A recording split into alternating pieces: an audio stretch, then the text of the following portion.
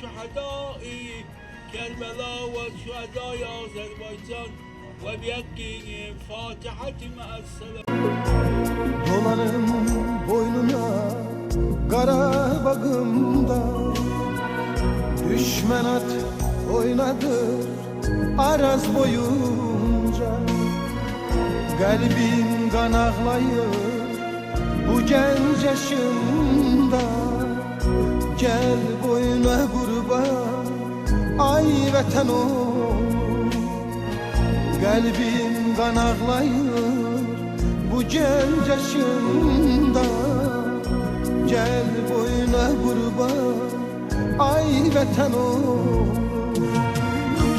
Şuşa yaylağını siz duman aldı, kar bülbülünün gözleri doldu. Tophana meşesi saçını yordu. Gel boyuna kurban ay vatan ol. Şuşa yaylağını siz duman aldı, kar bülbülünün gözleri doldu. Tophana meşesi saçını yordu. Gel boyuna kurban ay vatan ol. Gel boyuna kurban ay vatan ol.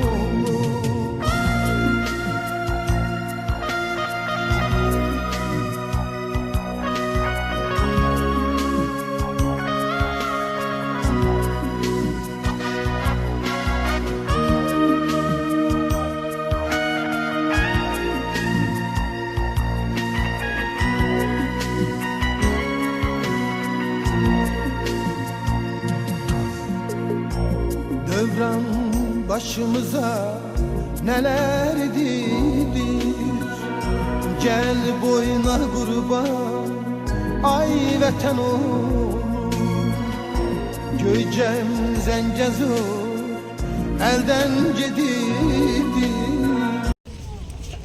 Şəhidimiz qardaşxanın bugün anım günü ilə bağlı onu və onun timsalında şəhidlərimizi əziz tutub buraya gələn hər birinizə biz təşəkkürümüzü bildiririk ki, Vətən müharibəsindən 5 ildən artıq müddət keçsə də həmən müharibədə döyüşən və layiqli əskər, zabit şərəfini qoruyan hər bir övladımızın gəlib istər anım günündə, istər doğum günündə ziyarət ediriksə, biz şəhidimizə dəyər verməyi bacardığımızı çalışırdıq ki, biz o günü də özümüzə qismət edək.